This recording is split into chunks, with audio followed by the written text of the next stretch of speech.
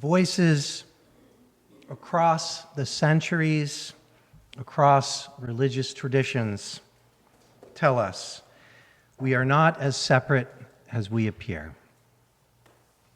They come to us from the deserts of Persia, from the monasteries of medieval Italy, from the meditation halls of India.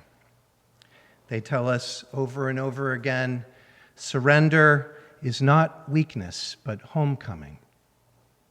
The love we seek is not distant, not earned, not reserved for the worthy, but already alive within us, waiting to be remembered. This morning, we turn toward those voices of the mystics.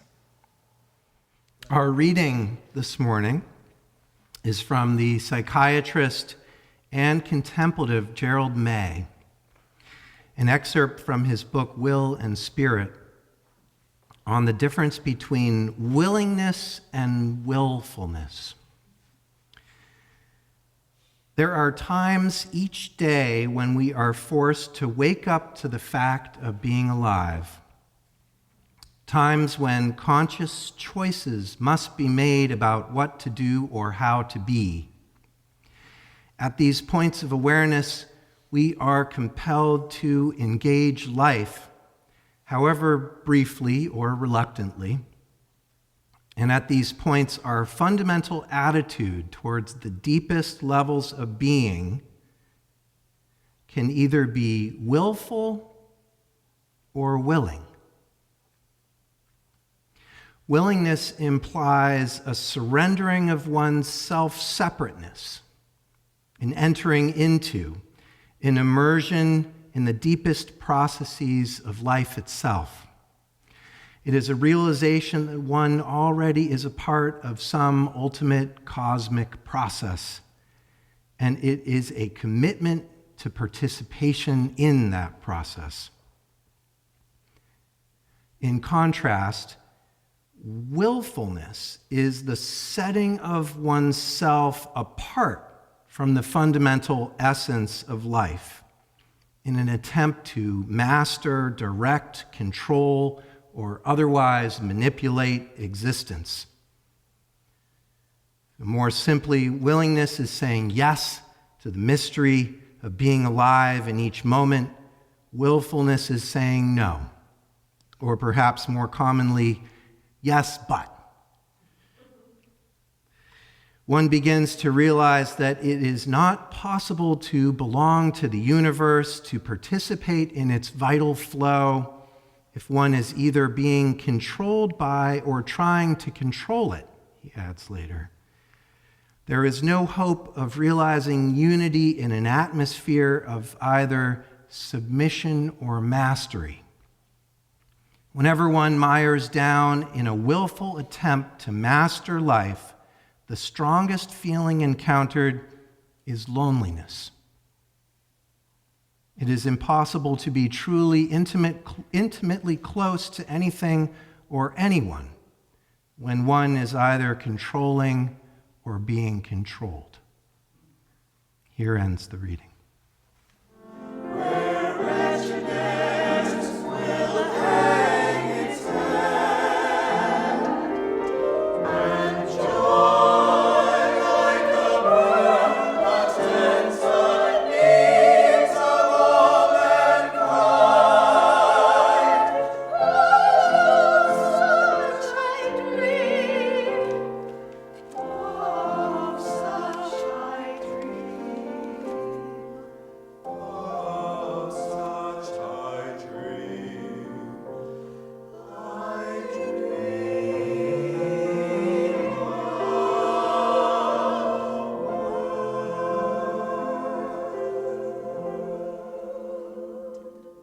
So beautiful. Thank you.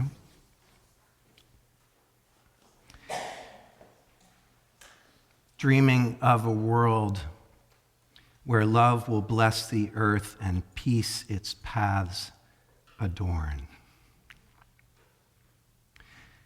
This is love at the center, and this is what the mystics tell us across centuries and across so many traditions. My first encounter with such a teacher was in India when I was 18. He was a teacher of Vedanta named Swami Dayananda Saraswati. Now, Vedanta is one of the oldest schools of philosophy within Hinduism.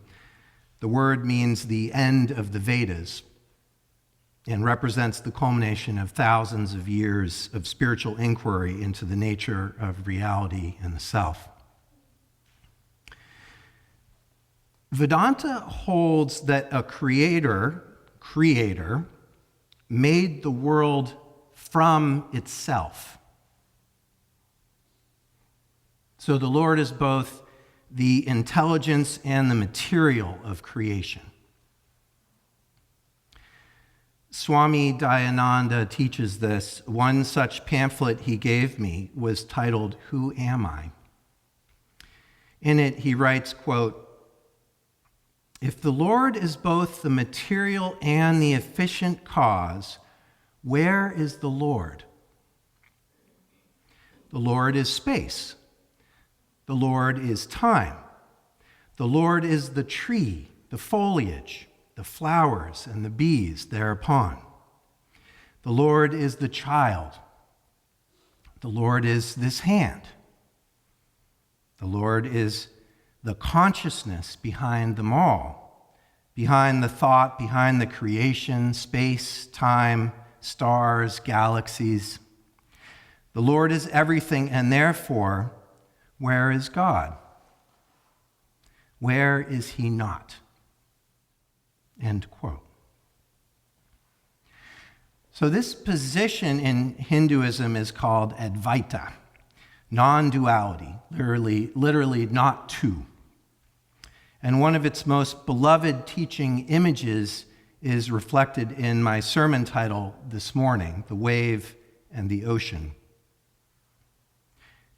If we are each like waves arising from an infinite sea, the wave appears separate, to us at least. It has a shape, a name, a brief life, but its essential nature is water. Liberation in this teaching is not becoming something new. It is remembering what you already are, the wave remembering the ocean. You can hear resonance of this same vision in the opening hymn we sang this morning, "Come Down, O Love Divine." It's a little different flavor.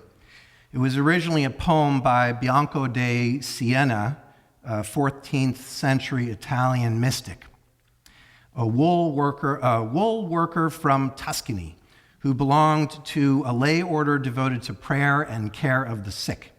The final verse says, "And so the glory strong for which the soul will long shall far outpass the power of human telling, for none can guess its grace till we become the place wherein the Holy Spirit makes a dwelling."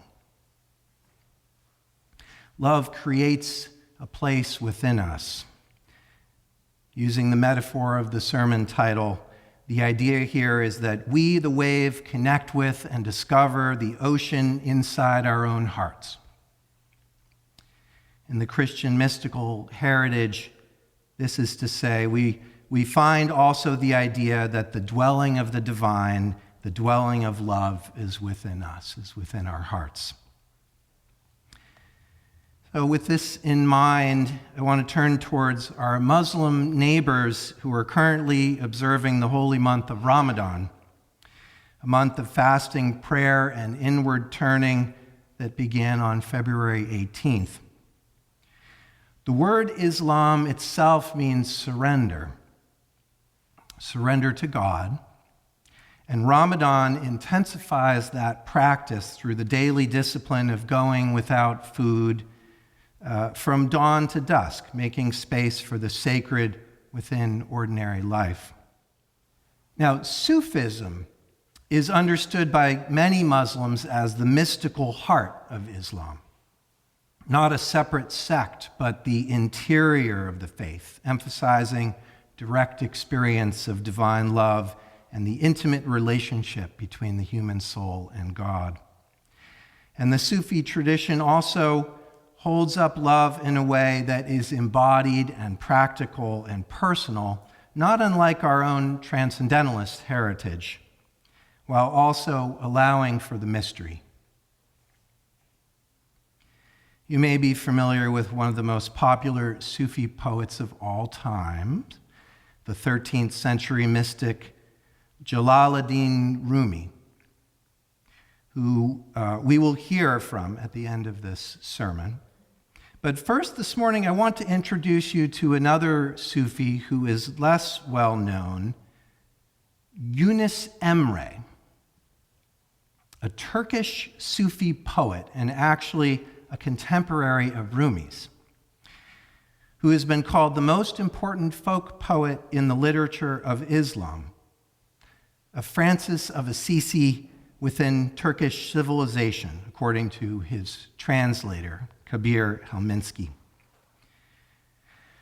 Where Rumi wrote elaborate Persian verse for an educated audience, Yunus was an illiterate peasant who composed in the spoken language of the common people, yet became so beloved that his poems spread across every level of Turkish society.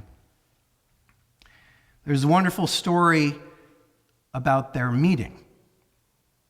Yunus had become acquainted with the 6 books of Rumi's masterpiece, the Mathnui, some 25,000 verses of mystical poetry. When asked what he thought of it, Yunus reportedly said, "It's a little long. I would have written it differently." "Oh, how so?" said Rumi. "I would have written, I came from eternity, clothed myself with skin and bones, and called myself Yunus." The whole ocean in a single drop, right? And more directly speaking to our metaphor, our central metaphor this morning, he writes, "I am a fatherless pearl unrecognized by the sea. I am the drop that contains the ocean. Its waves are amazing. It is beautiful to be a sea hidden within an infinite drop. To be a wave who remembers the ocean."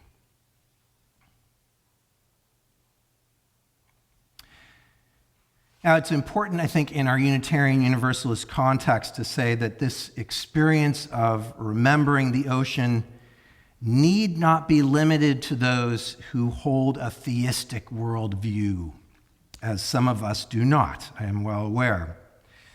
This kind of surrender into the larger self is exactly what Buddhism means by enlightenment, right? My own journey into the experience of oneness of life began in Buddhism. So I will share one story. My first taste of this was during a 10-day Vipassana meditation retreat. There was no fasting from dawn until dusk, as in Ramadan, but let me say substantial spiritual discipline was required. We woke at 4 or 4:30 every morning, I can't remember, and we're expected to be meditating almost all day until 9 or 9:30 at night. But sometime during the middle of the retreat, I had a breakthrough experience where this incredible love just started pouring through from my heart center. I had been very cranky in this retreat in my head. I was complaining quite a bit. They caught me trying to sleep extra, actually, at one point, and very politely said, "Sir, you're supposed to be meditating." So this was a surprise. All of a sudden,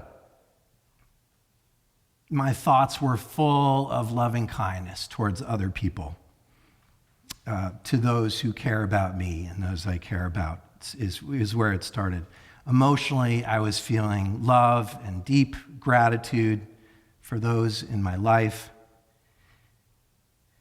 But what really strikes me when I think back about this experience is that I had not been cultivating any of those qualities. So the meditation practice I was doing was literally a body scan. I was just scanning my body. There was a breath awareness practice. And yet, from that stillness and that concentration, this dwelling of love within me poured through. It was really incredible. And the rest, of course, is history. Here I am, minister. So I share this example, though, to illustrate that none of this happened within a theistic framework, right? And I hadn't even brought a concept of God into my practice at that point, nor really any sense of what existed beyond my limited self. Yet it felt like the door of my heart just burst open. And the love that was at once within me and connected to infinity beyond me was able to flow.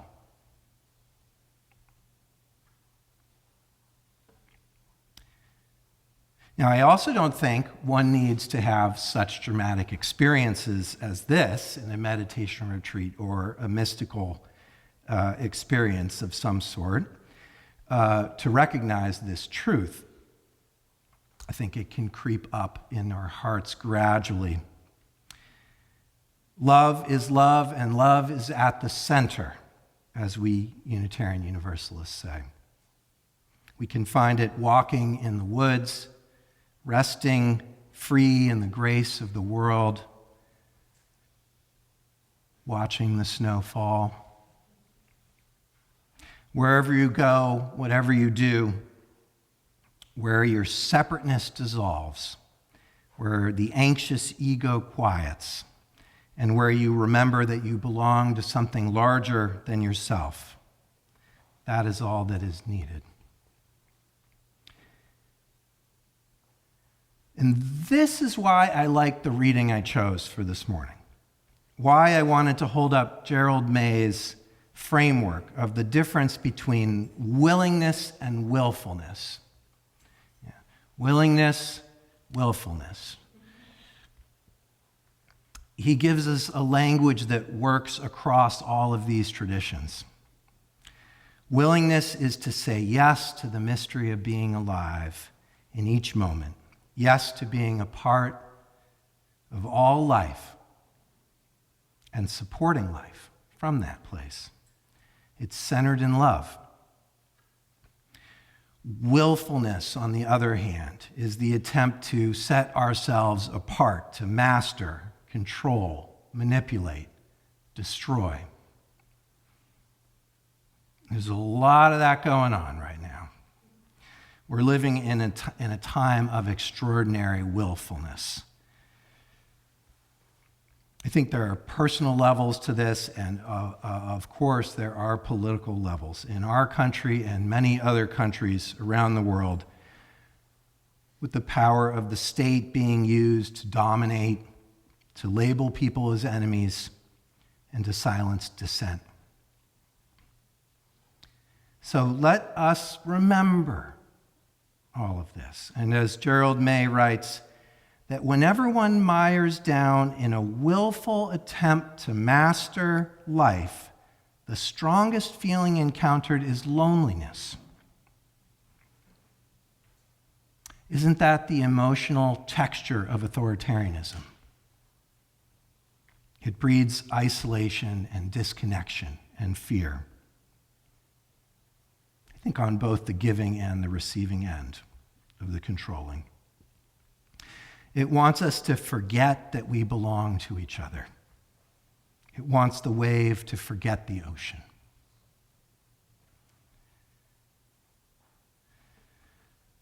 So here are three lessons I think we can take away from this, whether we come to it as theists or humanists, atheists, Buddhists, something else. First, surrender, when we think about the faith of Islam in particular right now, I think, surrender is not submission. The Sufis and the mystics are not telling us to be passive. They're telling us to let go of the illusion that we're separate. And from that recognition, let us act with fierce love. The wave that remembers the ocean does not stop being a wave. It moves with the full power of the sea behind it. This is what we saw in Minneapolis in January, when tens of thousands of people filled the streets in below zero weather, including hundreds of Unitarian Universalists, not because they were submitting to the situation, but because they remembered who they were, that they belonged together. Second, tend to your inner life. Join a meditation group. Spend time in nature. Pray or do whatever your practice is to connect in a deep way with life, singing together. Our practices are not luxuries or escapism. They are how we stay connected to the source of love and energy, the strength we need in these challenging times, which does not come from willfulness. It comes from willingness and from the practices that reconnect us to what is already within us and around us. And third, remember that we belong to one another. The antidote to the loneliness and fear of authoritarianism is community. It is what we do here. It is the deeper truth that so many mystics and so many traditions point towards. You are not alone. You never were. The wave was always the ocean.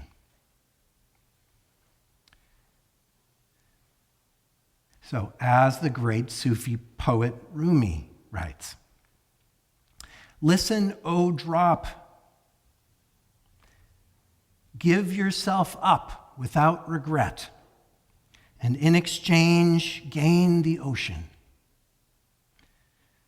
Listen, O drop. Bestow upon yourself this honor, and in the arms of the sea be secure. Who indeed should be so fortunate? An ocean wooing a drop. In God's name, sell and buy at once. Give a drop and take this sea full of pearls. May we have the willingness to remember we are part of the ocean, however we understand that. And may that remembering give us the love and energy we need in this moment.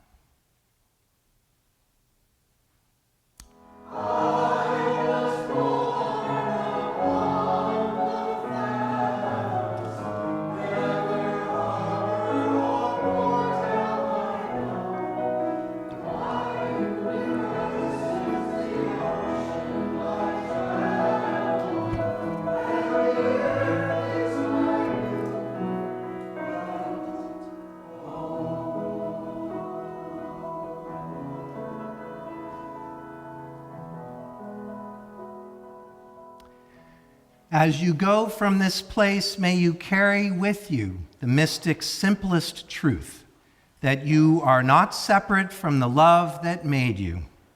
You are the wave and you are the ocean. You are the drop and you contain the sea. Go not to submit to another, not to master another, but in willingness and strength with the knowledge that you belong to each other and to this world. Go in love, and may the people say,